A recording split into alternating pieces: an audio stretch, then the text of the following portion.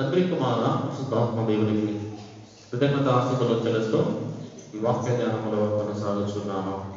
దేవుని బిడ్డలారా, దేవుని వాక్యాన్ని మనము ధ్యానం చేస్తున్నాం. ప్రస్తుత గ్రంథంలో మనం చూస్తే దేవుని బిడ్డలారా, ఇదంతా మాకు అవసరం లేదు, మనమందరం కూడా మంచిగా ఉన్నాము అని అనడానికి లేదు కదా. ఎందుకయ్యా ఈ వాక్యము మాకు మేము మంచిగా ఉన్నాం కదా, బాప్తిసం చేసుకొని ప్రభువుల సంస్కారం చేయవేస్తున్నాం కదా అనేది కాదు. కానీ దేవుడు ఎప్పుడు ఏం మాట్లాడదో నాకు తెలియదు కదా. ఇది దేవుడి చిత్తంలో ఉంది, నా చిత్తం కాదు. నేను లేను, దేవుడే మీతో మాట్లాడుతున్నాడు. ఏం చెప్పాలో అది దేవుడే మాట్లాడుతున్నాడు. ప్రస్తుత గ్రంథంలో మనం చూస్తున్నాము. ఇక్కడ అపోస్తలుడైన పౌలు చెబుతూ ఉన్నది కొరింథీలో ఉన్నటువంటి ప్రజలకు ఈ మాటలు తెలియజేస్తున్నాడు. ఈ మాటలు మనము చూద్దాం, జాగ్రత్తగా చూద్దాం. మొట్టమొదటిగా క్రైస్తవులైన మనము వీటిని కలిగి ఉండకూడదు. క్రైస్తవులకు తగ్గదు. ఒకవేళ ఉన్నా కూడా అలాంటి వారు దేవుని రాజ్యమునకు వారసులు కారేనరు. ఏంటి ఉండకూడదు అని నేను చెప్తా. మొట్టమొదటిగా కొన్ని మాటలతో దేవుని వాక్యంలోనికి వెళ్ళిపోదాం. వాటిని తీసుకుని ముందుకెళ్తాం. త్రాగుబోతులు క్రైస్తవులుగా ఉండరాదు, లేదా క్రైస్తవులైన వారు మత్తు పానీయ పదార్థములకు దూరముగా ఉండాలి. క్రైస్తవులైన వారు మత్తు పానీయ పదార్థములకు దూరముగా ఉండాలి. త్రాగుడుకు దూరముగా ఉండాలి. ఇది మొదటి పాయింట్. రెండవ పాయింట్ అదేదనగా అక్రమము అనగా వ్యభిచార క్రియలు. అక్రమమునకు క్రైస్తవులైన మనము అక్రమముకు దూరముగా ఉండాలి. అది క్రైస్తవులకు తగదు. తర్వాత మూడవది విగ్రహారాధనకు దూరముగా ఉండాలి. అది క్రైస్తవులకు తగదు. తర్వాత నాలుగవది అబద్ధము. ఏంటి? అబద్ధమునకు దూరంగా ఉండాలి. అబద్ధము ఆడరాదు. మన నోటికి అబద్ధపు మాటలు రానివ్వరాదు. అది క్రైస్తవులకు తగదు. తర్వాత ఐదవది మోసమునకు దూరముగా ఉండాలి. ఐదవది ఏంటి? మోసమునకు దూరముగా ఉండాలి. 5 పాయింట్లు గుర్తుపెట్టుకొని, మొట్టమొదటిది ఏంటి చెప్పాను నేను? త్రాగుడుకు మత్తుకు దూరంగా ఉండాలి. క్రైస్తవులకు తగదు. తర్వాత ఇంకేంటి? అక్రమం. రెండవది ఏంటి? అక్రమము, వ్యభిచార క్రియలు. ఈ అక్రమానికి మనము దూరంగా ఉండాలి. క్రైస్తవులకు తగదు. ఇది రెండవది. మూడవది ఏంటి? విగ్రహారాధన. దేవుడు తప్ప ఏ దేవుడిని మనము పూజించరాదు. ఇది మూడవది. నాలుగవది అబద్ధము. 4వ పాయింట్ ఏంటి? అబద్ధం. మన నోటికి అబద్ధపు మాటలు రానివ్వరాదు. క్రైస్తవులకు తగదు. ఐదవది ఏంటి? మోసము చేయరాదు. క్రైస్తవులైన మనము మోసము చేయరాదు. ఇది క్రైస్తవుల్లో ఉండరాదు. దేవుని బిడ్డలారా, ఇది మనకు లేదు కదయ్యా, ఎవరికి అన్నీ చెప్పాలి, నాకని చెప్తావు, చర్చిలో మంచిగా ఉన్నాం మేము అంటే. ఇక్కడ వీళ్ళంతా కూడా క్రైస్తవులే పని చేశారు. మనకంటే గొప్ప భక్తులే పని చేసింది ఇక్కడ. దేవుని బిడ్డలారా, ఇది క్రైస్తవులకు తగదు, ఇది కాదు నువ్వు చెప్పాల్సిందే అని అనుకుంటే, నేను చెప్పిన మాటలు బైబిల్లో మనకంటే గొప్ప భక్తులే పని చేశారు. ఈ పని చేసింది ఎవరు? ఇప్పుడు నేను చెప్పిన మాట అంటే ఎవరు ఆచరించారు? అన్నిటి కాదు, ఎవరు? క్రైస్తవులే ఆచరించారు. అందుకొరకే నేను చెప్తున్నా, మీలో కూడా ఉంటే సరిదిద్దుకోండి. ఎందుకంటే ఇది అన్యులు కాదు చెప్పేది ఇవన్నీ బైబిల్లో. క్రైస్తవులు చేసినారని, క్రైస్తవులే చేసినారు బైబిల్. ఇవన్నీ అన్యులు కాదు చేసింది, దేవుడిని ఎరగని వాళ్ళని ఇవి చేసింది. ఎవరు? దేవుడిని నమ్ముకున్న వాళ్ళు ఈ పనులు చేశారు. అందుకొరకే మీ మీద ఇవి ఉంచుతున్నా. బైబిల్లో జరిగినప్పుడు మనలో జరగవా? జరగవా? బైబిల్లోనే ఇవి తెలియజేసినప్పుడు, ఇవి చేసినప్పుడు మనలో జరగవని నమ్మకం ఏంటి? కాబట్టి మీ మీద ఉంచుతున్నాను, మీరు ఆ విధంగా ఉండకూడదని. ఉంటే ఒకవేళ అక్కడ అలాంటి పనులు చేస్తే ఏం రాయబడిందో అక్కడ రాయబడండి. మీకు ఉంచు, మీకు చెప్తున్నా, అలా ఆ విధంగా మీరు ఉండరాదని. ఉంటే మీకు వచ్చే శిక్షణ ఏంటో అక్కడ మనము చూద్దాం. దేవుడిని ఇప్పుడున్నారా చూడండి. మొట్టమొదటిగా త్రాగుడుకు దూరముగా ఉండాలి. బైబిల్లో ఎక్కడ చెప్పింది తాగితే ఏముండదు, ఆ ఇష్టము మాటలు మేము అని మీరంటే బైబిల్ చెప్తుంది. క్రైస్తవుల మనము మత్తు పానీయ పదార్థాలకు దూరంగా ఉండాలి, వాటికి దూరంగా ఉంటాం. ఒకవేళ నా డబ్బు నా ఇష్టం తిండి పడుకుంటా, ఎవరిని ఏమన్నా కదా అంటే అది ఇష్టం అని వాక్యం చెప్తుంది. తాగుబోతులు దేవుని రాజ్యమునకు వారసులు కానేనరు. ఇప్పుడు చదివేమా మొదటి కొరింథీ పత్రిక 6వ అధ్యాయములో ఏమని రాయబడింది? త్రాగుబోతులు దేవుని రాజ్యానికి వారసులు కాదు. అక్కడ అన్నీ ఉన్నాయి. విగ్రహార్మికులు ఉన్నారు, త్రాగుబోతులు ఉన్నారు, తర్వాత వ్యభిచారులు ఉన్నారు, అన్నీ ఉన్నాయి. దేవుడిని బిడ్డలారా, మరి దేవుని వాక్యం చదువుదాం. త్రాగుబోతుల గురించి ఎక్కడ రాయబడింది? దివ్యోపదేశ కాండము 21వ అధ్యాయం. దేవుని వాక్యాన్ని చూద్దాం. దివ్యోపదేశ కాండము 21వ అధ్యాయం. పరిశుద్ధ లేఖన భాగంలో నుంచి దివ్యోపదేశ కాండము 21వ అధ్యాయము 20వ వచనము.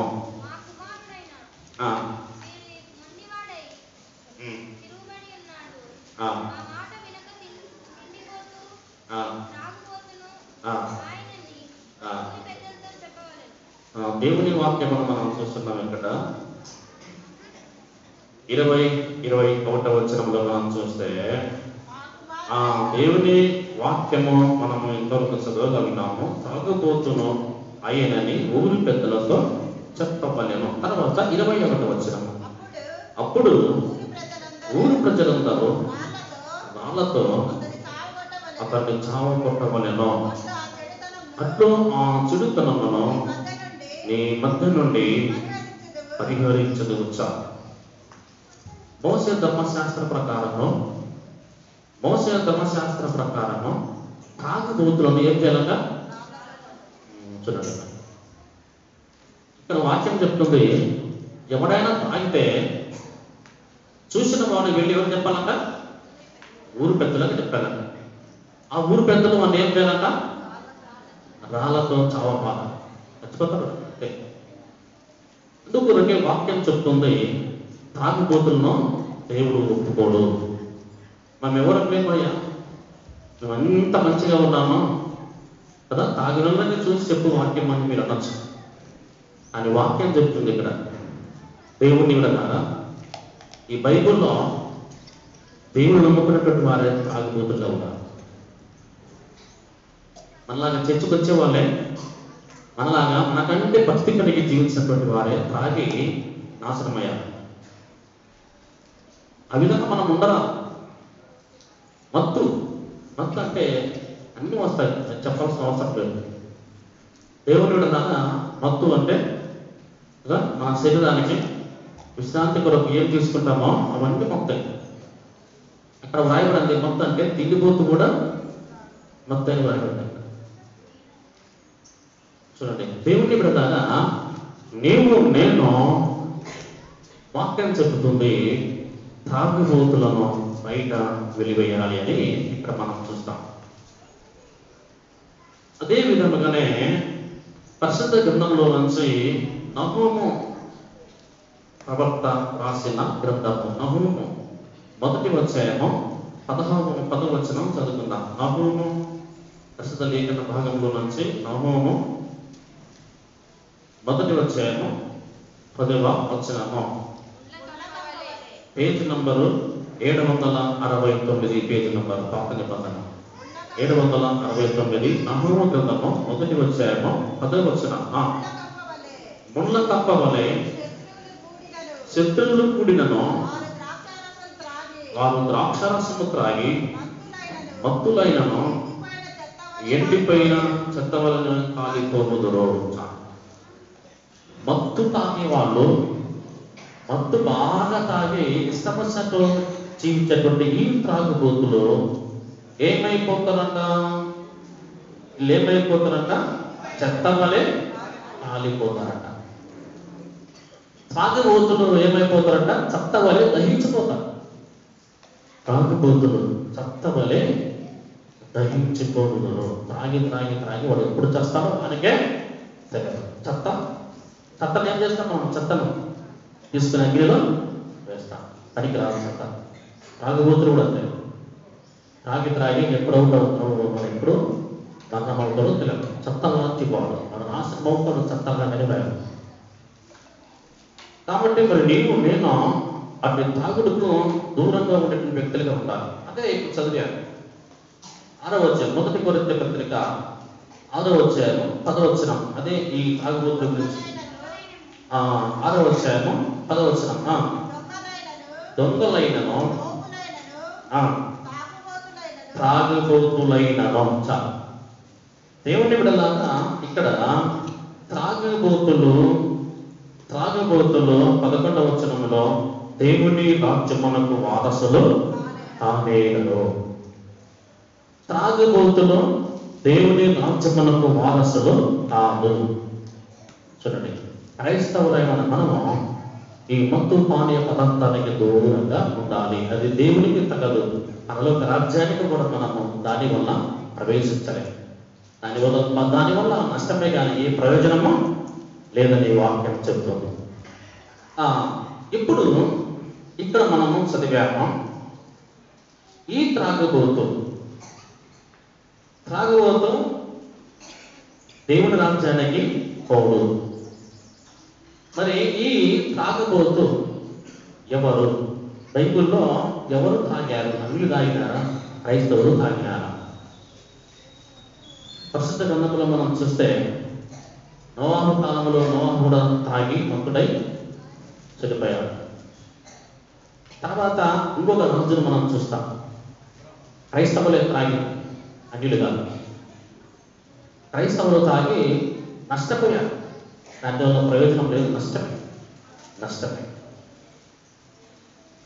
ఒక వ్యక్తి గురించి నేను చెప్తాను. అయ్యా, మేము తాగాం కదా, మేము క్రైస్తవం కదా, దేవుడు నమ్మకం మొదలు వచ్చే వేస్తున్నాం. మాకు ఎందుకంటే దేవుడి వాక్యం చెప్తుంది అక్కడ మనలాంటి భక్తుడి, మనకంటే మంచి భక్తుడు తాగి మత్తుకు బానిసాయి నష్టపోయాడు. అందుకొరకే తాగకూడదు, తాగబోతులై నష్టపోకూడదు అని వాక్యం చెప్తుంది. ఎవరు త్రాగి నష్టపోయారు చూద్దాం. త్రాగుబోతులు దేవుని రాజ్యానికి వారసులు కారు. ఎవరు త్రాగారు? అన్యుల, క్రైస్తవులు. ప్రస్తుత గ్రంథంలో మనం చూద్దాం. దేవుని వాక్యము 1 రాజుల గ్రంథం 16వ అధ్యాయం. 1 రాజుల గ్రంథము 16వ అధ్యాయము. 1 రాజులు 16వ అధ్యాయము 8వ వచనము చదువుకుందాం.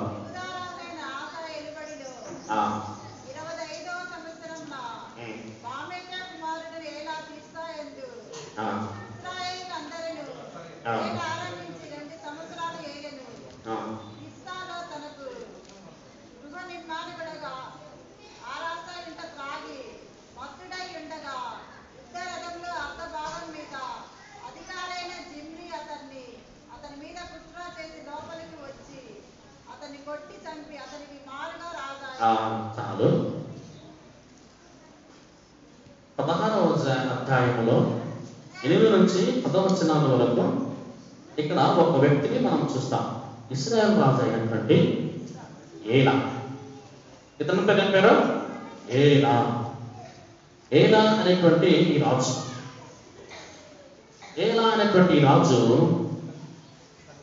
క్రైస్తవుడు దేవుణ్ణి ఎరిగిన వాడు, దేవుని ద్వారా అభిషేకం పొంది ఇశ్రాయేలుకు రాజుగా అభిషేకం పొందిన వ్యక్తి.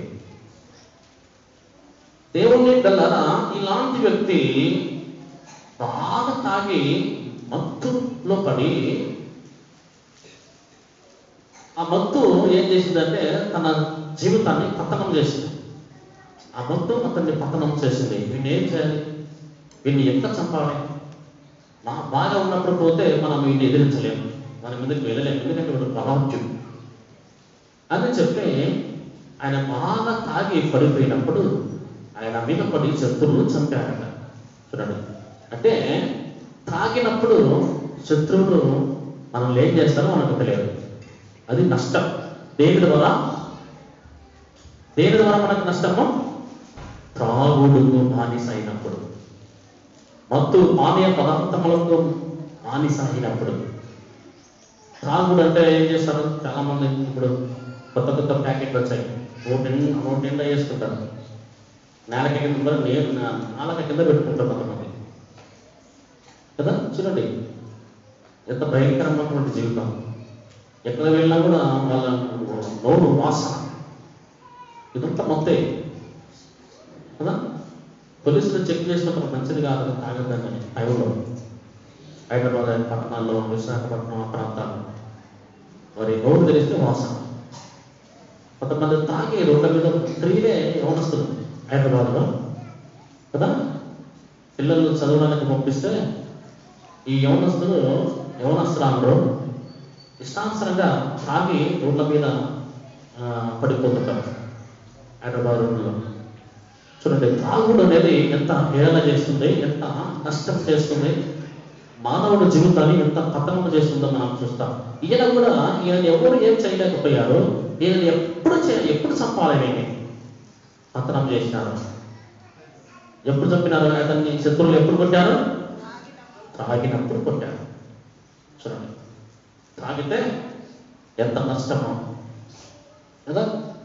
త్రాగుట అనేది ఎంత నష్టం వస్తుందో మనం చూద్దాం. చూడండి, 9వ వచనం చూద్దాం. 9వ వచనం 16వ అధ్యాయం, మొదటి రాజుల గ్రంథం 16వ అధ్యాయము 9వ వచనం.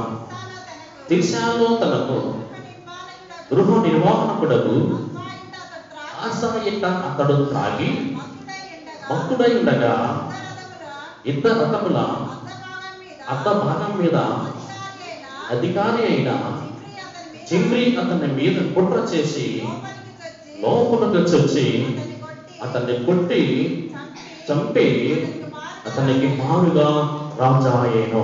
చూడండి, ఈ పుట్టినటువంటి వాడు ఎవరు? జిమ్రీ. పుట్టిన వాడు ఎవరు? జిమ్రీ. తన దగ్గర ఉన్నటువంటి వాడే. చూడండి, వీడు పోతే నేను రాజు కావాలనుకున్నాడు, కానీ ఎప్పుడు రాజు అయ్యాడు వాడు బలహీనుడైనప్పుడు. దేని ద్వారా బలహీనుడయ్యాడు? మత్తు ద్వారా. వాడిని కొట్టి వాడిని చంపి వానికి మారుగా ఏలా అనేటువంటి రాజుకు మారుగా రాజు అయిన ఎవరు? జిమ్రీ. చూడండి, దేవుని బిడ్డలారా, త్రాగుడు లేదా మత్తు ఎంత కష్టం చేస్తుందో దేవుని వాక్యము మనకు క్లీన్గా తెల్లగా తెలియజేస్తుంది. ఇక్కడ త్రాగిన వ్యక్తి ఎవరు మనకు బాగా తెలుసు. అన్యుడు కాదు. ఎవరు? క్రైస్తవుడు. దేవుణ్ణి ఎరిగినవాడు, ధర్మశాస్త్రమును క్షుణ్ణంగా తెలిసినవాడు క్రైస్తవుడే. దేవుని ద్వారా రాజు అయిన వాడు. చూడండి, ఇలాంటి వాడు తాగి మత్తుడై నష్టపోయాడు, తన జీవితాన్ని పతనం చేసుకున్నాడు. త్రాగుడు. ఇంకొక వ్యక్తి మనకు తెలుసు. ఆదికాండము 9వ అధ్యాయము 21వ వచనం చదువుతున్నాం. మనకు అందరికీ తెలిసిన మాటలేదు. 9వ అధ్యాయము 20వ వచనం.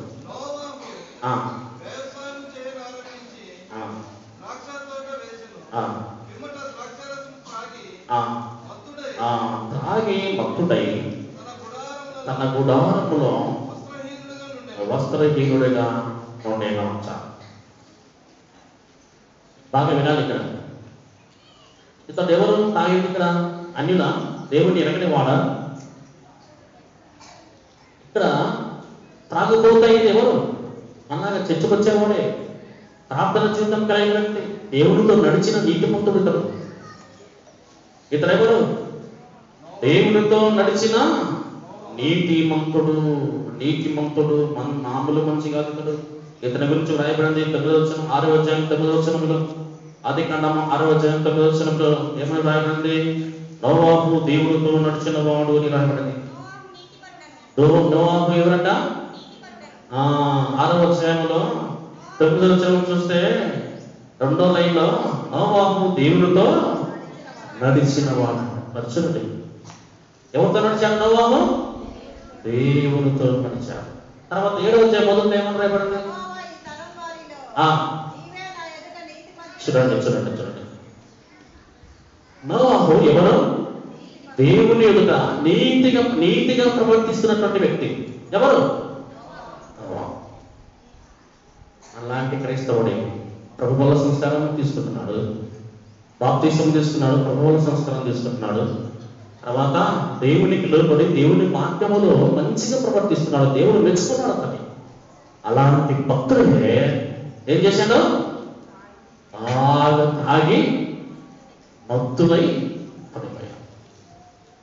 చూడండి, దేవుని విడతారా? ఆయన తాగినాడు కదా, నేను కూడా తాగొచ్చు అనుకోవద్దు. మళ్ళీ అట్లా ఏ బైబిల్లో చాలా చక్కగా చూపెట్టాడు. నిజంగా ఎవరు తాగేది అనుకున్నామో బైబిల్లో తాగినట్టు నేను చూశాను. మళ్ళీ ఇంకా తాగేది వాళ్ళు తాగినట్టు మనకేంటి కదా. కానీ తాగిన తర్వాత వాళ్ళు నష్టపోయారు. తాగిన తర్వాత వాళ్ళు నష్టపోయి దేవుడు అన్నీ చెప్పించాడు.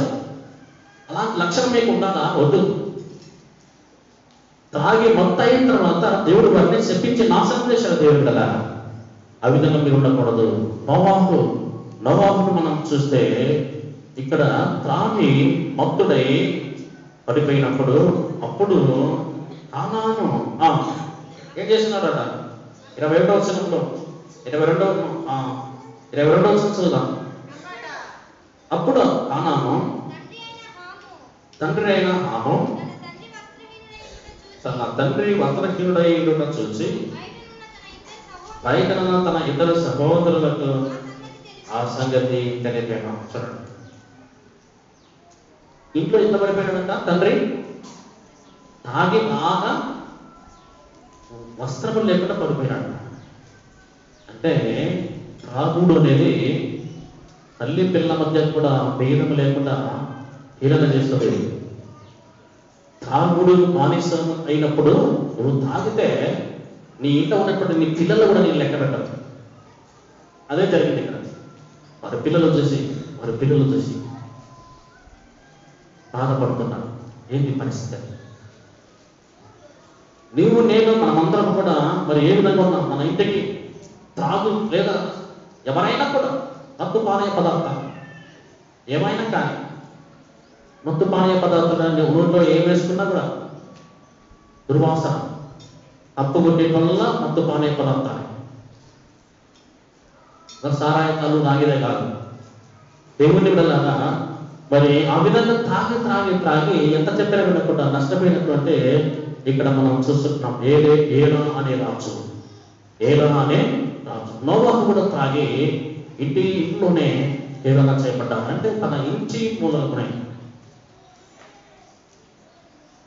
అతనకు మరి ఇబ్బంది కలిగింది.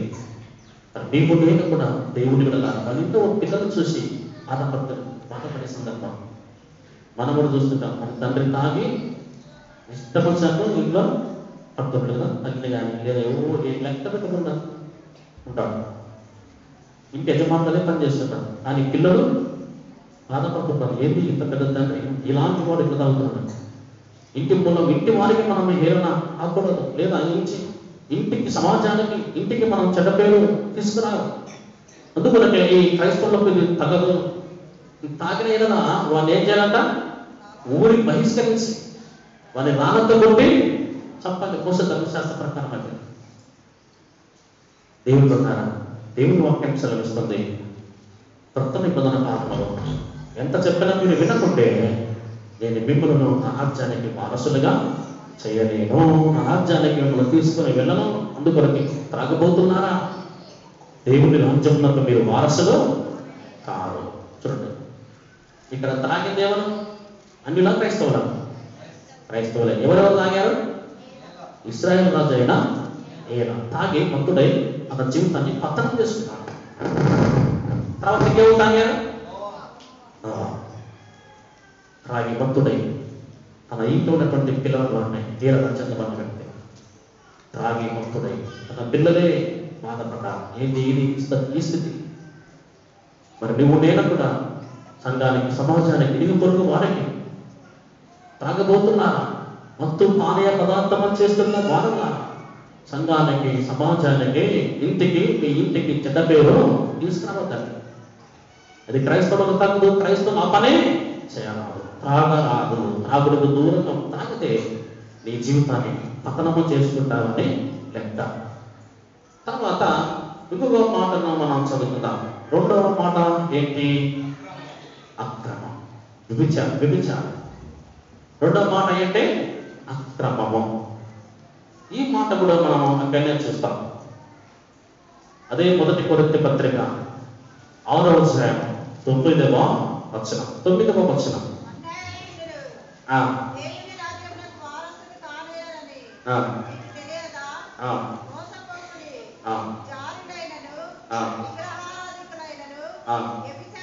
వ్యభిచారులైన. ఇక్కడ మనం చూస్తున్నాము అక్రమము, వ్యభిచారం. అక్రమం క్రియలు చేస్తున్నటువంటి వాళ్ళ అక్రమానికి మనము దూరముగా ఉండాలి. దేనికి దూరంగా ఉండాలి మనము? అక్రమం, వ్యభిచారం. మాకు లేదయ్యా, మేము క్రైస్తవం ఏం చెప్తున్నాము ఇక్కడ అని అనుకోవచ్చు. బైబుల్ అందరూ అదే పని చేశారు, వాళ్ళే కదా చేసింది. ఒకవేళ మీరు మనలో మనం దానికి దూరంగా ఉండాలని నేను చెప్తున్నంతే. మీరు మంచి వాళ్ళే, కానీ ఎప్పుడు పడిపోతామో తెలియదని వాక్యం చెప్తుంది కదా. ఇప్పుడు మనం క్రైస్తవము భోజనం పంక్తి కూర్చున్నాము. భోజనం పంక్తి కూర్చున్నప్పుడు ఇద్దరు ఉంటారు అక్కడ, ఇద్దరికి పెట్టాలి అన్నం. మన దగ్గర 2 భోజనాలు ఉంటాయి. ఒకటి శాకాహారము, రెండవది మాంసాహారం.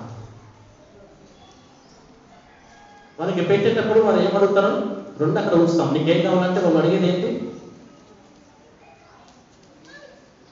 భోజనం ఉంటుంది కదా మన దగ్గర. చాలా మంది ఉంటారులే మాంసం తిన్నవాళ్ళు, అందులో అవి ఉండలేండి. మాంసం అంటే అందరికీ ఇష్టము కదా. శాకాహారము, మాంసాహారం ఇద్దరిని అక్కడ పెట్టాను. పెట్టి నీకు ఏది కావాలి? 2 భోజనాలు అక్కడ ఉన్నాయి, నీకు ఏది కావాలని మనం అడుగుతాం. వాళ్ళు ఎక్కువగా దేనికి ఆశపడతారు చెప్పాలా? మాంసాహారం. నాకు మాంసము కావాలి, మాంసము కావాలి అంట కదా. ఆ విధంగా మనము ఎప్పుడు ఈ పాపము కావాలి అని అంటామో, ఎందుకంటే పాపం అనేది మాంసంతో సమానం. రుచికరమైనటువంటి భోజనములకు గుర్తు ఈ పాపం అనేది. ఎప్పుడు పడిపోతామో దాన్ని తినాలి, అనుభవించాలని అనే రుచి లాంటిది. కాబట్టి పడిపోకుండా ఉండాలని మీకు సాదృశ్యంగా ఈ మాటలు చెప్తున్నాను. క్రైస్తవులు మనము వీటికి దూరంగా ఉన్న ఒకవేళ నువ్వు దాన్ని ఆచరిస్తే నీకు వచ్చేటువంటి శిక్ష ఏంటో ఇక్కడ మనం చూస్తున్నాం. అందుకొరకే ముందుగానే మీకు ఈ మాటలు చెప్తున్నాను. దేవుడు ఉన్నారా? ఇక్కడ ఒక వ్యక్తిని మనం దేవుని వాక్యాన్ని మనం చూస్తున్నాము. వ్యభిచారులు దేవుని రాజ్యమునకు వారసులు కారు. ఏమయ్యా, నా ఇష్టం వచ్చినట్టు నేను చేసుకుంటాను, ఆమెకు ఇష్టం ఉంది, నాకు ఇష్టం ఉంది, నీవు చెప్పడానికి అట్లా చాలా మంది ఇప్పుడు అదే ఉంది కదా. కోర్టులు ఏం చేయలేదు, పోలీస్ స్టేషన్లు ఏం చేయలేదు. మనకి 10 మంది కళ్ళాలోనే ఇంకొక వచ్చి ఇష్టం ఉండదు, మనకి ఇష్టం ఉండదు, మనం ఏం చేయలేము. అలాంటి పరిస్థితులు ఇప్పుడు ఉన్నాయి.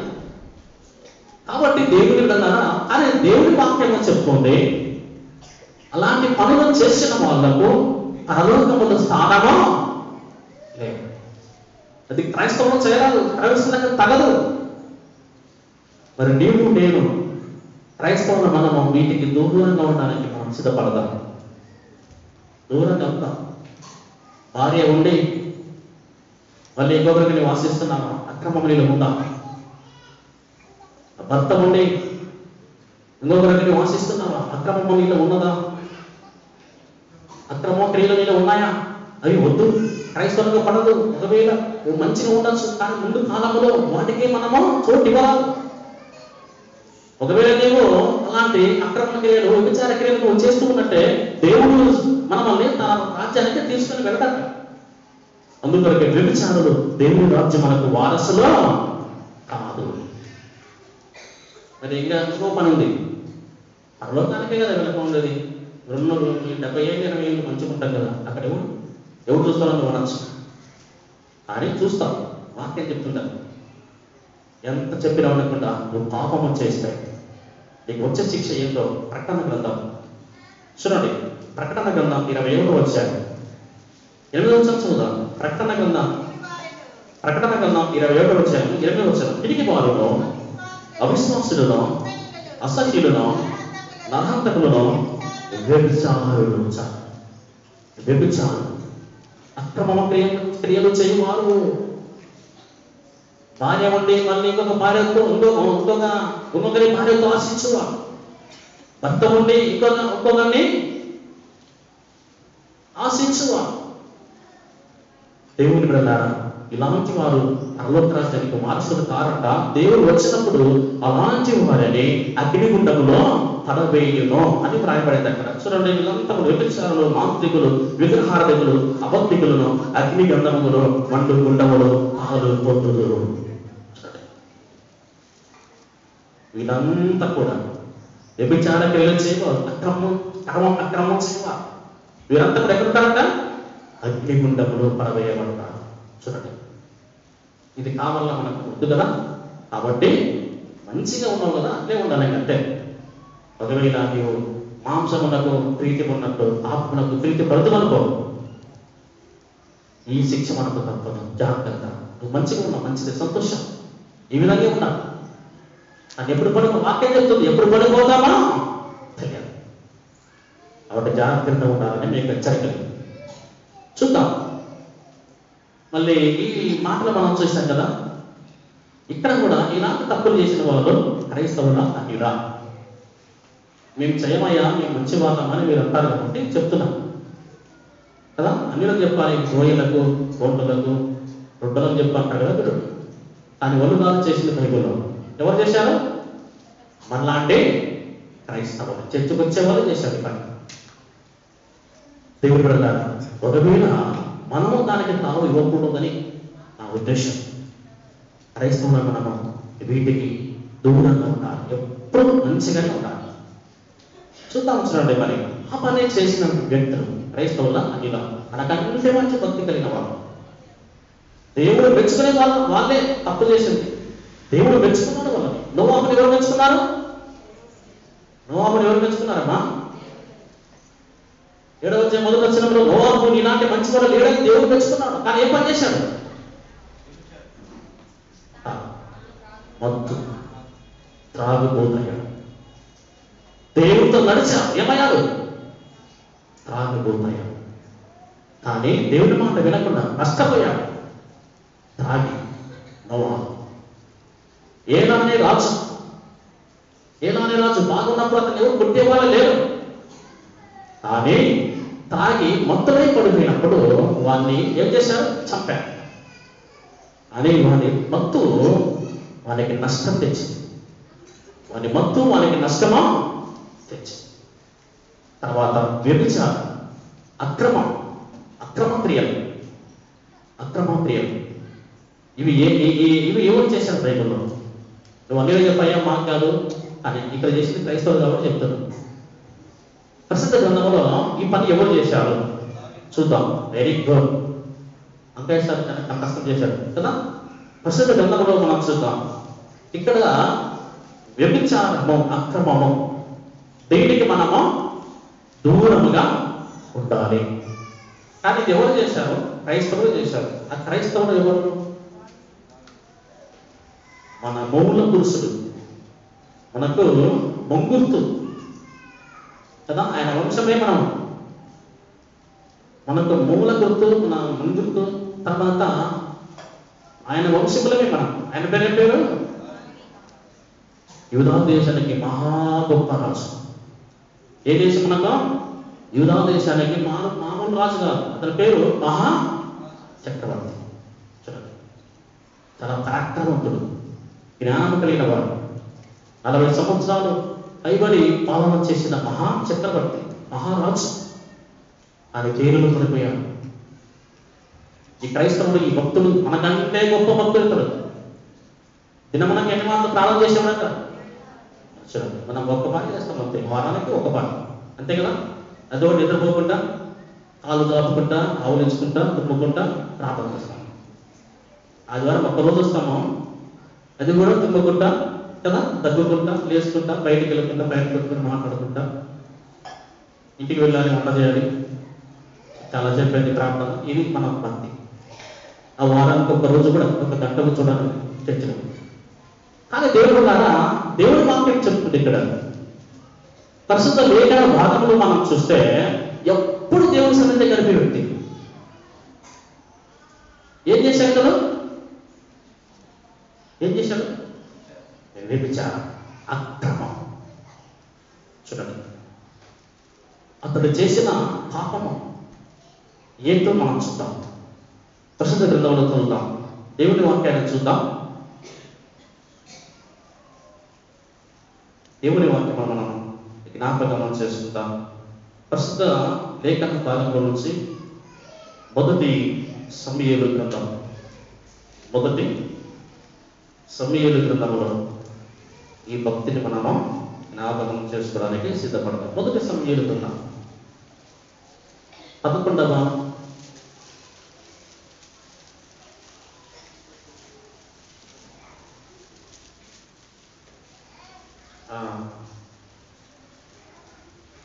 ప్రస్తుత లేఖన భాగంలో నుంచి మొదటి సమూయేలు గ్రంథము 11వ అధ్యాయంలో ఈ సమస్యను మనము చూస్తూ ముందుకెళ్తాము. క్షమించండి, 2వ సమూయేలు గ్రంథం ప్రస్తుత లేఖన భాగంలో ఈ వ్యక్తిని మనం జ్ఞాపకం చేసుకుంటాం. 2వ సమూయేలు గ్రంథం 11వ అధ్యాయం 2వ సమూయేలు గ్రంథము 11వ అధ్యాయం 12వ వచనములో ఇతడు చేసిన తప్పు గురించి నేను చెప్తాను. దేవుని బిడ్డలారా, ఈ 12వ వచనములో ఇతడు తప్పు చేసినాడు. భార్య ఉండి కూడా ఏం చేసినాడు? మనలాగానే చూద్దాం రుచి ఎట్లుంటుందని పక్కింటి పని చేశాడు. ఎవరు చేశాడు పని? అన్ని కాదమ్మా, దేవుణ్ణి ఎరగనేవాడు కాదు, ఎప్పుడు చర్చిలో ఉండి సేవ చేసే మహారాజు కదా. చూడండి, ఏదో కొద్దిసేపు తప్పు చేస్తే ఏమంటారు అనుకుని చేశాడు. దేవుడు వెళ్ళాక తాను చేసిన తప్పు తన జీవితకాలం అంతా పతనం అయిపోయింది. ఆమె చేసిన చిన్న తప్పు, చిన్న తప్పు కాదు, పెద్ద తప్పు, క్షమించండి కదా. తాను చేసిన ఆ తప్పు ఏం చేసినాడు?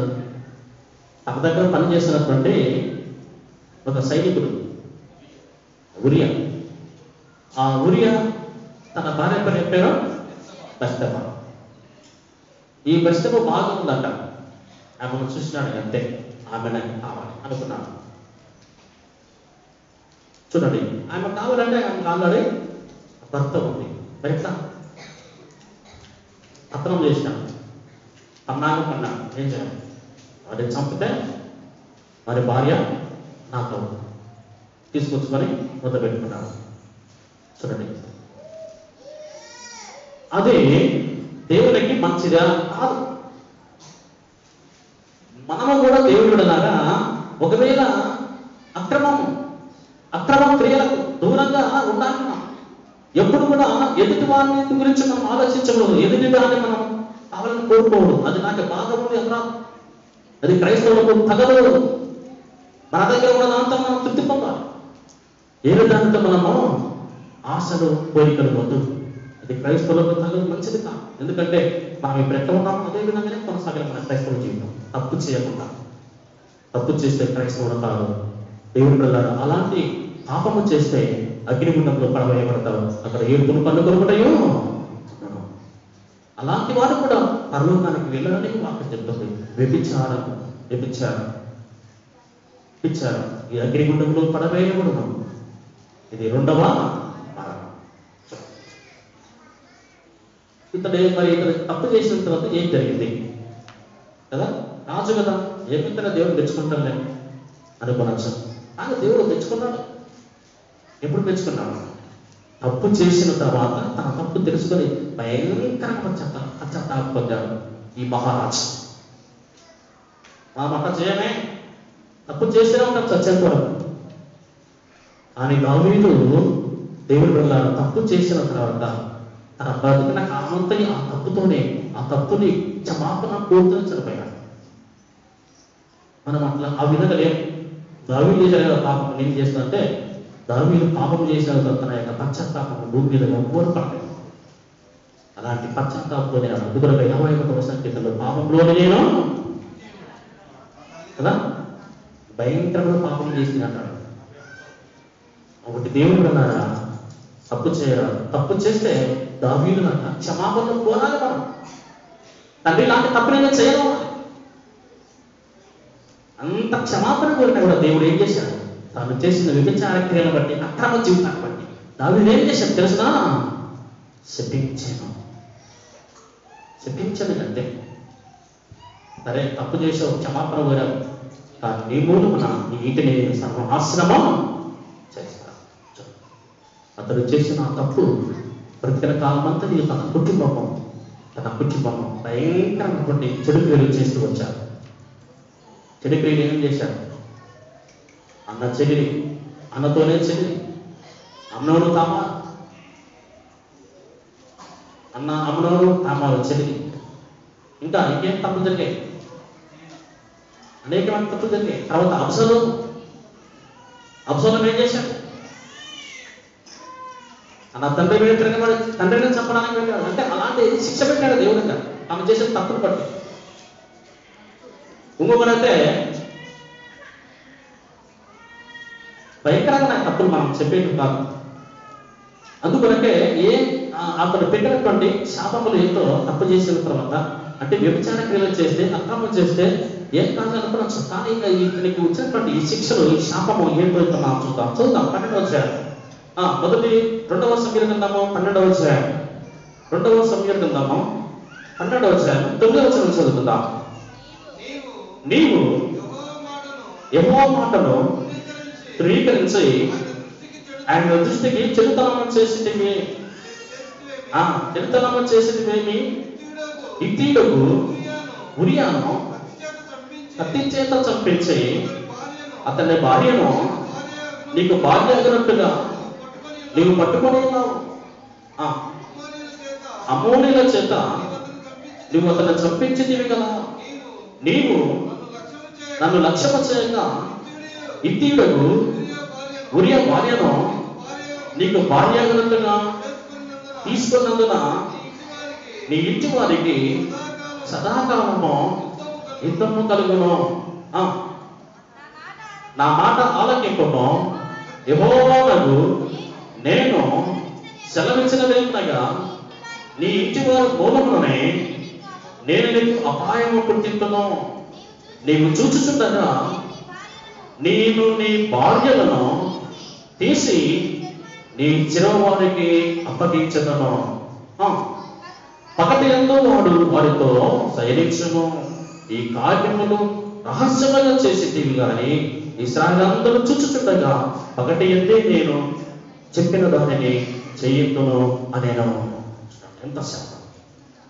దేవుడు పెట్టిన శాపాలు ఇక్కడ చూడండి. దేవుని పిల్లలని ఎంత చెప్పినా వినలేదు. తప్పు చేసావు, పాపము చేసావు, ఎందుకు ఈ పని చేసావు? ఆయన క్షమించన్నాడు దేవుడు. దావీదు పశ్చాత్తాప కన్నీరు వచ్చాడు, క్షమించాడు, కానీ శాపం పెట్టాడు. చూడండి ఎంత భయంకర! ఈ మాటలు మనం చదివితే తల్లి పిల్ల తల్లి అనకుండా, తండ్రి కుమారుడు తల్లి అనకుండా, తల్లి కుమారుడు అంటారు. పాపము చెడదేగిన వారి ఇంట్లో కదా, కుమారుడు తల్లి మీద, తల్లుడు కుమారుల మీద పాపం చేసి జరిగింది ఇక్కడ. అంత భయంకరంగా దేవుడు ఏం చేశాడు? దావీదు కుటుంబాన్ని శపించాను. అంటే వ్యభిచారం చేస్తే ఏమొస్తుంది అని మీరు అనుకుంటే, ఎవరు చూస్తాం చనిపోయిన తర్వాత 70-80 ఏం బాగా బతుకుతాం, సంవత్సరం అనుభవిద్దాం. చనిపోయిన తగ్గదు. ఇప్పుడు అక్కడ ఎవరు కూడా ఎక్కదు. అంటే చదివాం కదా, వ్యభిచారం. ప్రకటన గ్రంథం 21 వచ్చినప్పుడు వారేమయ్యారు? అగ్నిగుండములో పడవేయబడుదురు. వ్యభిచారులు అగ్నిగుండములో పడవేయబడుదురు. తర్వాత పరలోకానికి వారసులు క్రైస్తవులు ఏం చేయాలి? ఈ అక్రమానికి, వ్యభిచార క్రియలకు దూరంగా నష్టాన్ని కూడా తెచ్చుకోకుండా సమాధానము, శుద్ధమును మనము తెచ్చుకుందాం. మన కుటుంబాలు దేవుడు ఇక్కడ తప్పు చేసింది ఎవరో? క్రైస్తవుడే. దేవుని ఎరిగిన వాడే. అలాంటి భక్తి భూమి మీద ఎవరు? అలాంటి భక్తులు తప్పు చేశారు. ఎందుకంటే నేను చెప్పేది, అయ్యా మాకు చెప్పదులయ్యా, బయట ఉన్న వాళ్ళకి తాగుబోతులు చెప్పు, తెచ్చుకున్న వాళ్ళకి చెప్పు అనేదానికి చెప్తున్నాను. అది చేసింది ఎవరు? మనలాగా ప్రార్థనలో గడిపిన వాడే. ఆ విధంగా మనం ఉంటామేమో, అలాంటి జాగ్రత్త అని చెప్తున్నాం. మంచిదే మీరున్నాం, కానీ ఎప్పుడు పడిపోతామో తెలియదు. వాక్యం చెప్తుంది కాబట్టి జాగ్రత్త. వాటికి మనము దూరంగా, ఒకవేళ వచ్చినప్పుడు నువ్వు తప్పు చేస్తే నీకు వచ్చే శాపము ఇంతంత కాదు. తప్పు చేస్తే తర్వాత ఇంకొక మాట, ఇంకొకటి మనం ఏం చేద్దాం? మూడవది కదా, మూడవది ఏంటి? విగ్రహారాధన. దయచేసి ఏమనుకుంటున్నాము?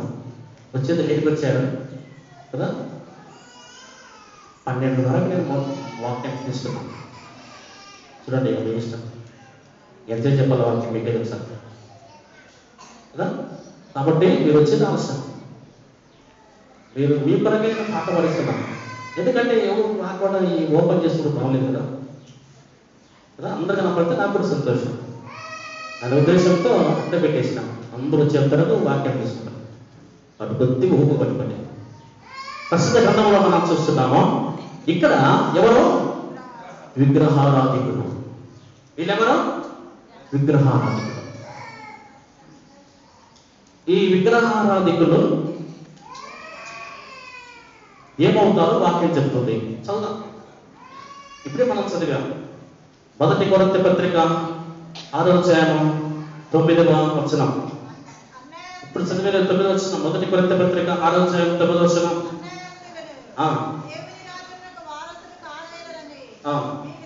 నీకు తెలియదా? మోసపోకుడి, చరులైనను విగ్రహారాధికులైనను విగ్రహారాధికులైనను దేవుని రాజ్యమునకు వారసులు. విగ్రహారాధన అంటే ఏంటి? విగ్రహారాధన అంటే ఏంటి? దేవుని విడిచి ఇతర దేవతలను పూజించడమే విగ్రహారాధన. నమ్ముకున్న దేవుని విడిచి ఇతర దేవతలను పూజించడమే విగ్రహారాధన. దీనికి మనము దూరంగా ఉండాలి. మేము చేయమయ్యా, క్రైస్తవులు వాక్యం చెప్తామయ్యా, ఏదే కులస్తులు చెప్పయ్యా, మేము దేవుని నమ్ముకున్నాం, 70-80 చర్చి మాది అంటే నువ్వు అనొచ్చు. అది మనం ఉండేది విగ్రహారాధన స్థలంలో ఉన్నాం కదా. అది విగ్రహారాధన కాదా? దేవుడు అయినను సమాజానికి, సంఘానికి తగ్గట్టుగా మనం వెళ్ళక తప్పదు. ఆ నిష్ఠతో మనం ఉండాలి. పరిశుద్ధ గ్రంథంలో మనం చూస్తే దేవుని వాక్యాన్ని ఇక్కడ మనం చూద్దాం. విగ్రహారాధికులు.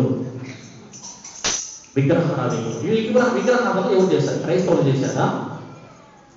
దేవుణ్ణి నమ్ముకున్న వాళ్ళు చేశారా? దేవుని నమ్మని వాళ్ళు చేశారా? అంటే విగ్రహారాధన చేస్తే ఏమొస్తుందని మీరు అనుకోవచ్చు. ఈ ఇతర దేవతలు నమ్ముకుంటే పరలోకానికి మనం వెళ్ళమంటాం.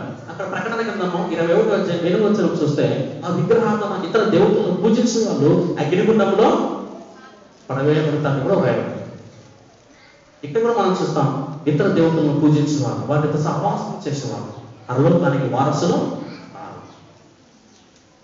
విగ్రహం మేము చేయమయ్యా అని అనుకుంటే మనలాంటి భక్తులే విగ్రహం చేశారు. ఇక్కడ చర్చకొచ్చే వాళ్ళు, ప్రాణంకి వచ్చే దేవుడితో ఉన్న వాళ్ళు విగ్రహాలు చేశారు.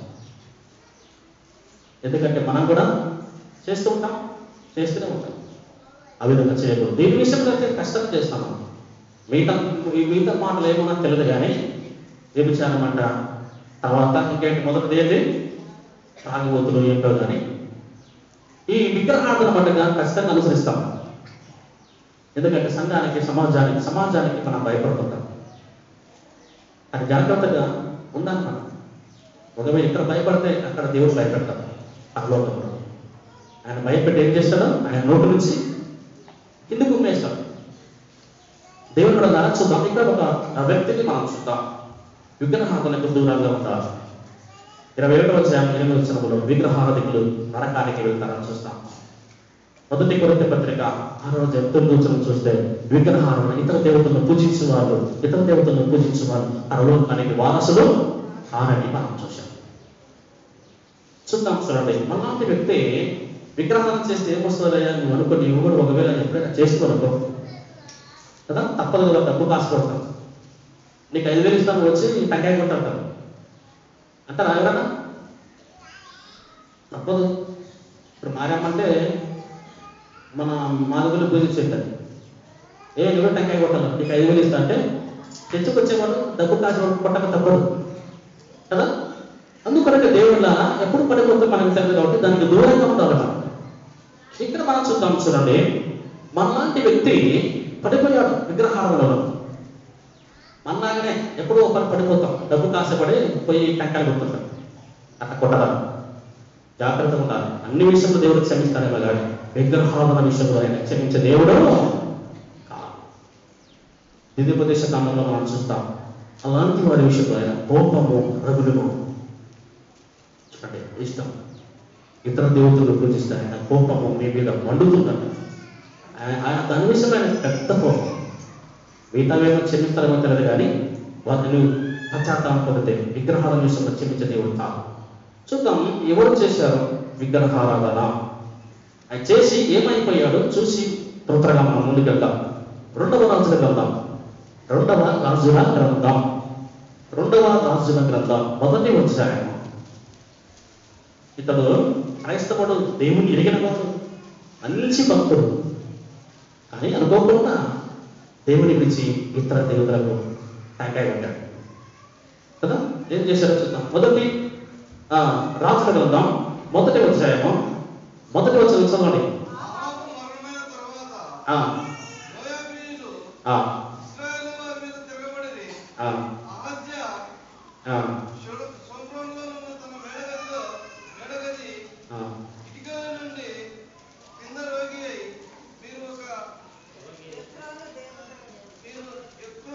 మళ్ళీ చదువుకుందాం. 2వ రాజుల గ్రంథం 1వ అధ్యాయము 2వ వచనం చదువుదాం. 2వ వచనం అహజ్యా సోమ్రోనులో ఉన్న తన మేడు గది కిటికీలో నుండి క్రిందపడి రోగి అయి నీవు ఎక్రోను దేవతయగు బయలుజేపునొద్దకు పోయి ఈ వ్యాధి పోగొట్టుకొని నేను స్వస్థపడదమో లేదో విచారించుడని దూతలను పంపగా యెహోవా దూత తిష్బీయుడైన ఏలీయాతో ఇలాగూ సెలవిచ్చెను, నీవు లేచి సోమ్రోను రాజు పంపిన దూతలను ఎదుర్కొనబోయి ఇతను ఇశ్రాయేలు వారిలో దేవుడు ఉన్నాడు లేడనుకొని ఎక్రోను దేవత అయిన బయల్జెబూబు మీరు విచారింపబోచున్నారా? కాగా యెహోవా సెలవిచ్చినదేమనగా నీ వెక్కిన మంచము మీద నుండి దిగి రాకుండా నీవు నిశ్చయముగా మరణమవుదువు అని ఏలియా వారితో చెప్పి వెళ్ళిపోయాను. చాలు, బాగా వినాలి. ఇక్కడ ఈ రాజు పేరు ఏం పేరంట? అహజ్యా. ఏం పేరు? అహజ్యా. ఈ రాజు ఏం చేసినాడంట? రోగం వచ్చిందంట, జ్వరం వచ్చిందంట, బాగా జ్వరం వచ్చింది. మాస్టర్ ఎంత ప్రార్థన చేసినా బాగా కలిగాను. ఎంత పని అయిపోయిందిరా, ఇంత ప్రాణం ఎంత అనుకూలించినాను కదా, అన్ని చేశాను, ఉపవాసం ఉన్నాను, ఇదే ప్రయోజనం లేదనుకుని ఏం చేసినాక కదా పక్కన గుడి ఉంటే వెళ్ళి టెంకాయ పెట్టాడు. ఏం చేసినాడు? ఇతర దేవతలను పూజించాడు. దేవుణ్ణి మరచి ఈ జ్వరం బాగా అవుతుంది, నా వ్యాధి బాగా అవుతుందేమో, మా నాయన బాగా అవుతుందేమో, మా అమ్మ బాగా అవుతుందేమో, నాకున్న రోగం బాగా అవుతుంది, నాకు దయం పోలేదు, ఎంత ప్రార్థన చేసినా పోలేదని తెలుసుకొని దేవుణ్ణి మరచి దేవుణ్ణి విడిచి ఇతర దేవతలకు ఏం చేసినట్ట? అక్కడ ఏమని రాయబడిందంటే, ఎక్రోను దేవత అయిన బయల్జెబూలు ఎక్రోను దేవతకు ఏం చేసినట్ట? వెళ్ళి పూజించడం. చూడండి, నీ రోగము బాగైతుందని చెప్తే వెళ్ళి దేవుణ్ణి అడగమని విచారించమని అడిగితే నేను చెప్పితే నీవు ఆ విధంగా కాకుండా బయల్జెబూలు అనగా అన్య దేవతలు నీవు కొరికావా? ఎక్రోను దేవతకు నీవు నమస్కరించావా? అది బాగైతుందని దానికి కొరికావా, పూజించావా? అది తగదు, దేవునికి తగదు కదా. నీ వెళ్ళి తప్పని చేశావు. యెహోవా దేవుని విడిచి ఇతర దేవతకు నీవు పూజించావు, నమస్కరించావు, దొరికావు. కాబట్టి నీ వెక్కిన మంచం మీద తిరిగి రాకుండా మంచం మీదే చేస్తావు. చూడండి, విగ్రహాలను చేసింది ఇక్కడ ఎవరు?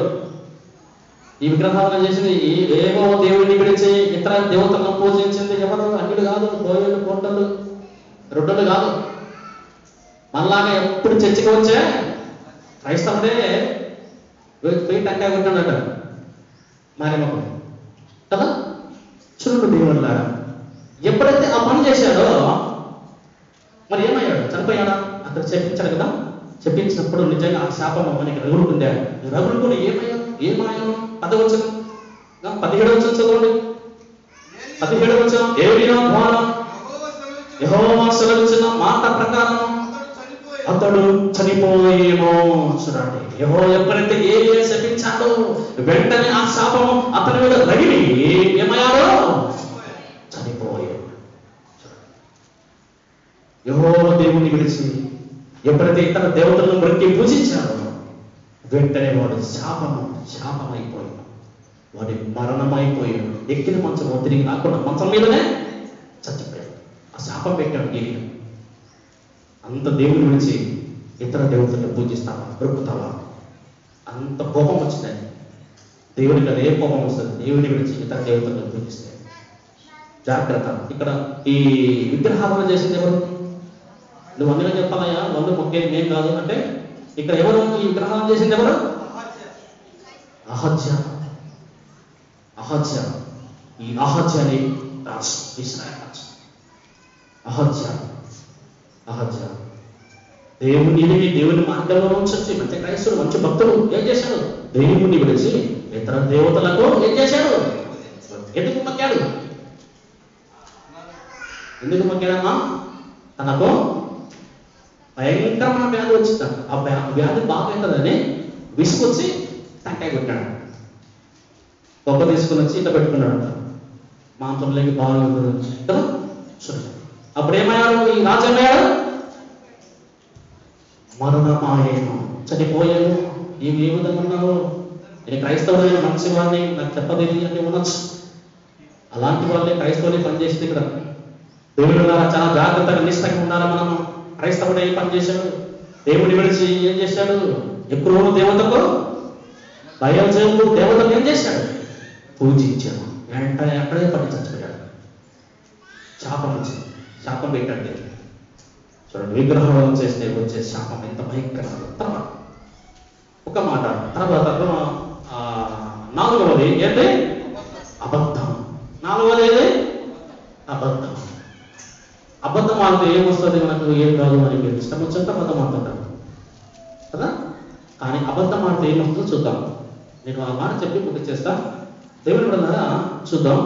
పరిశుద్ధ గ్రంథంలో మనకందరికీ తెలుసు అపొస్తలుల కార్యములు లేదా 101వ సంకీర్తన 7వ వచనంలో చూస్తే 101వ సంకీర్తన 7వ వచనంలో అబద్ధమాడువాడు నా కన్నుల నుండి వెళ్ళిపోవాలి. 101వ సంకీర్తన 7వ వచనంలో అబద్ధమాడువాడు నా దగ్గర ఉండకూడదు దేవుడు. అబద్ధమాడువాడు దేవుడికి తగదట. 101వ సంకీర్తన 101 వచనంలో అబద్ధమాడువాడు క్రైస్తవుడు కానే కాదు. తర్వాత ఎమోసు వార్త 8వ అధ్యాయము 44వ వచనములో అబద్ధము ఎవరు? అబద్ధం అనే మనుషుడు ఎవరు? అబద్ధమునకు జనకుడు సాతాను. అబద్ధమే సాతాను.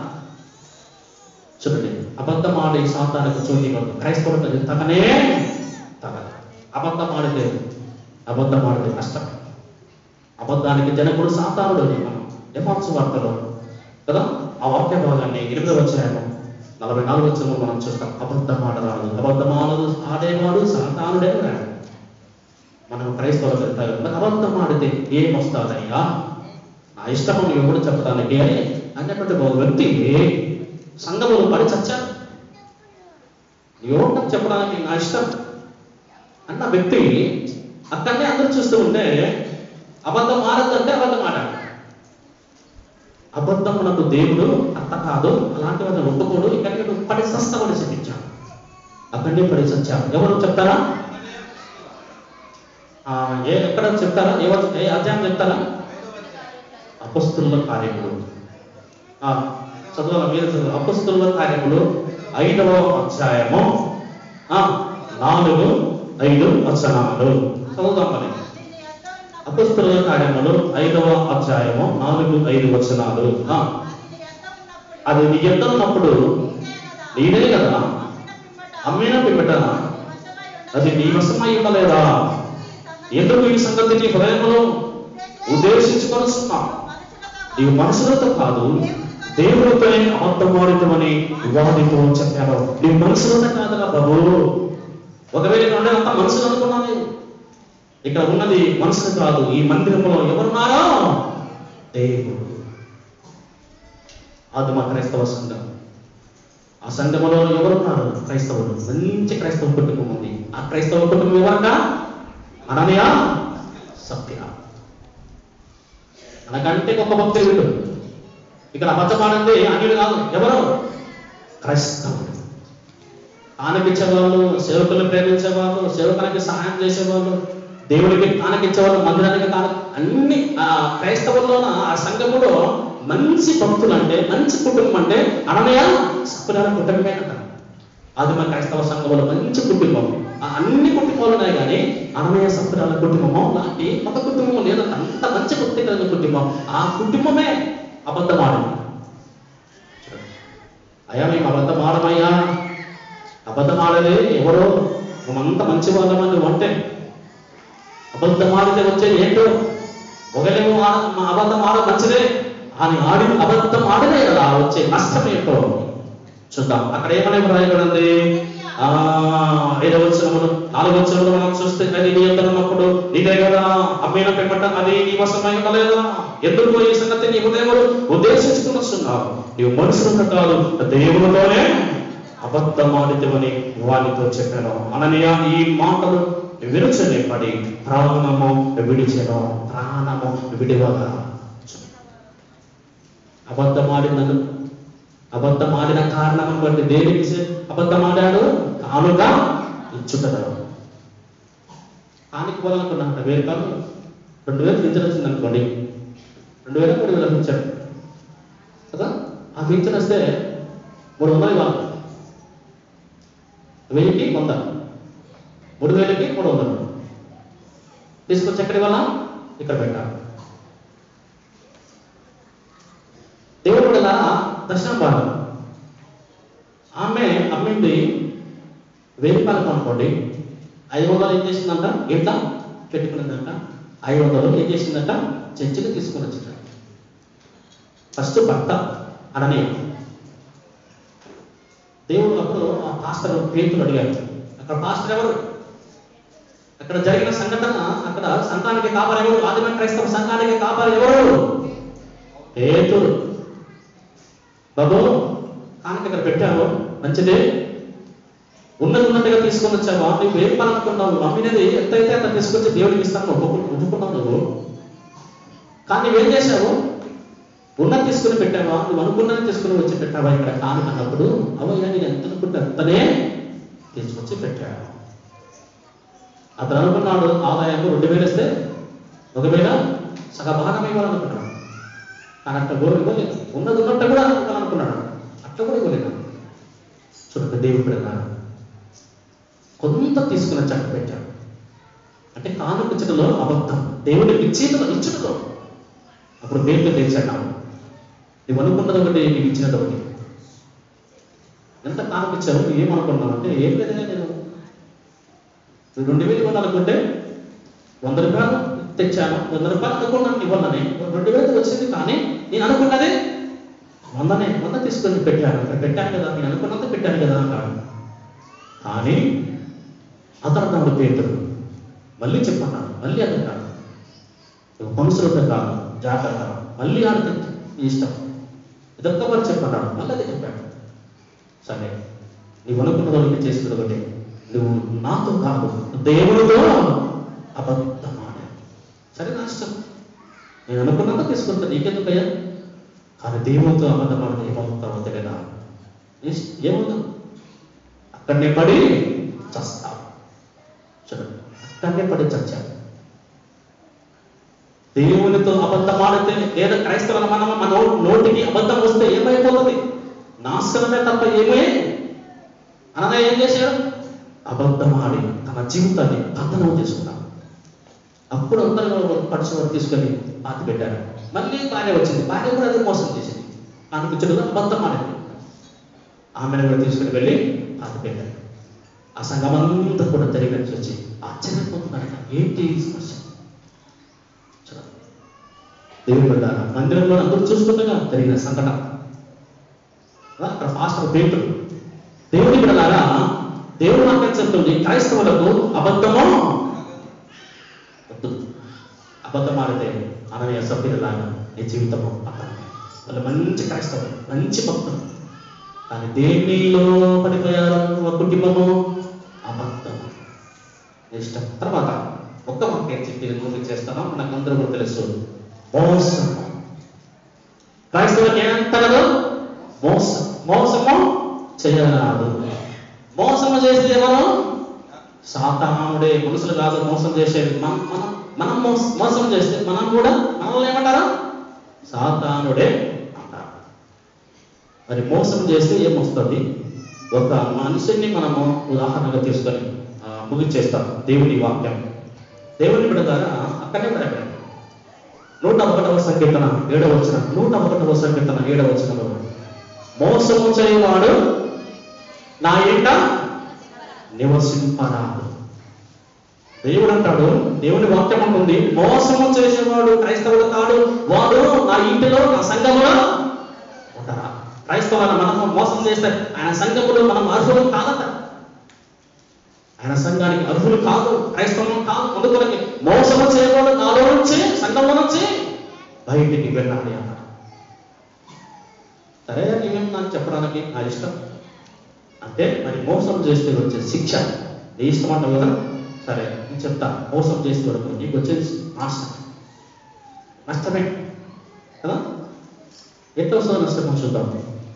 మనకందరూ తెలిసిన వ్యక్తిని మనం ముందుకు తీసుకెళ్దాం. ఆదికాండము ఆ వాక్యము చదువుకొని ముందుకు చేసుకుందాం.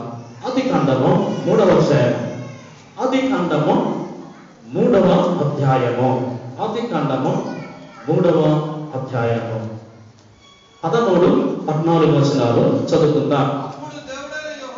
అప్పుడు దేవుడైన యెహోవా స్త్రీతో, నీవు చేసినది ఏమిటని అడుగగా, స్త్రీ, సర్పము నన్ను మోసపుచ్చినందున తీర్చిన నేను చాలు. ఇక్కడ మొత్తము చేసింది ఎవరు, సాతానుడు. ఈ సాతానుడు సర్పరూపంలో ఎవరి దగ్గరికి వచ్చి మోసం చేసింది, ఆదాము అవ్వల దగ్గరికి వచ్చి మోసం చేసింది. దేవుడు వద్దంటే దేవుడు చెప్పినాడు తినమని చెప్తుంది. అప్పుడు ఈ సాతానుడు ఎవరికి మోసం చేశాడు, ఆది దంపతులు ఆదాము అవ్వలకు మోసము చేసి ఏం చేసింది, దేవుడు వద్దంటే తినాలి, దేవుడు చెప్పాడని చెప్పి దేవుడి పేరు చెప్పి వారిని నాశనం చేసింది. ఎవరు, ఆదాము అవ్వలను దేవుడి పేరు చెప్పుకొని అబద్ధమాడి మోసము చేసింది ఎవరు, సాతానుడు, సర్పం. మోసము చేసిన కారణమును బట్టి దేవుడు దాన్ని ఏ విధంగా శపించాడు. 14, అందుకు దేవుడైన యెహోవా సర్పముతో, నీవు దేని చేసినందున పశువులన్నిటిలోనూ భూజంతువులన్నిటిలోనూ నీవు శపింపబడిన దానమై నీ కడుపుతో పాకుచు నీవు ప్రతిదినము నీవు మన్ను తిందువు చాలు.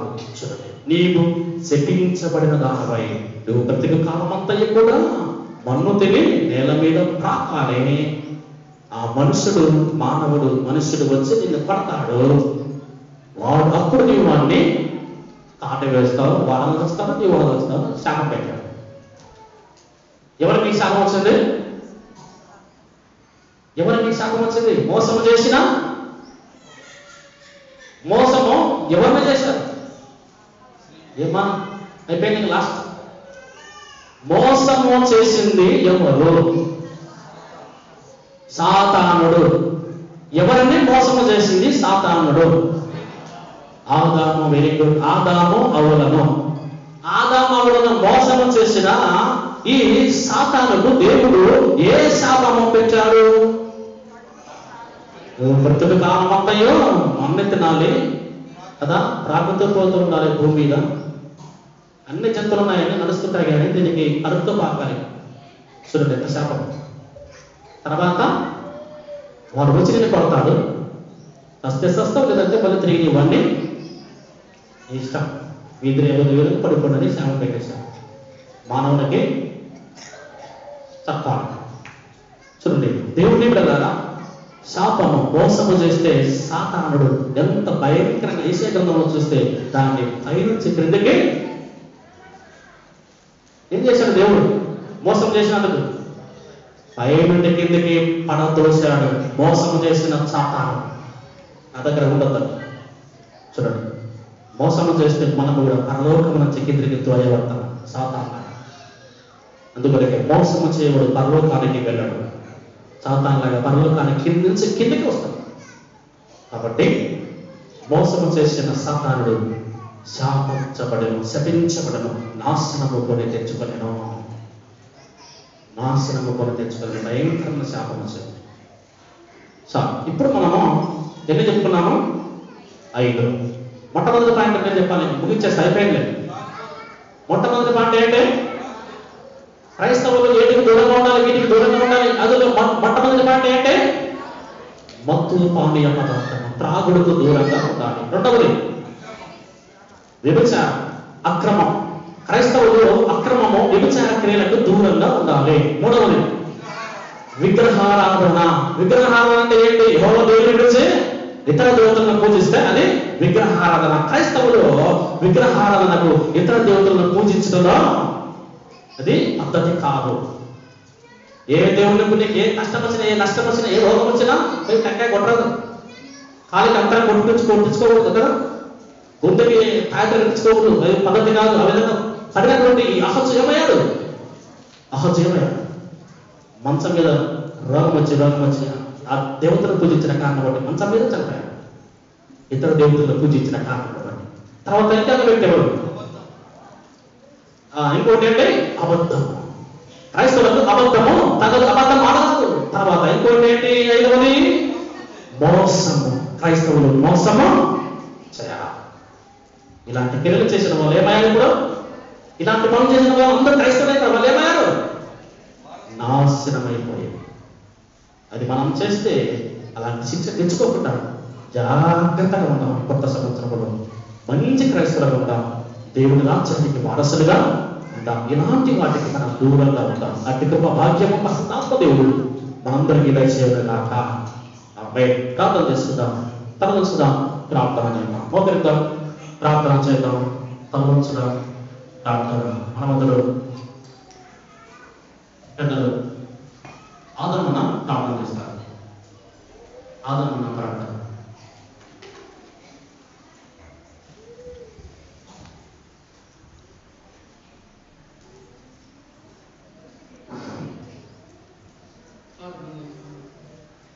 పరిశుద్ధుడా, ప్రేమలైన మహోన్నతుడా, సర్వశక్తుల సంపూర్ణ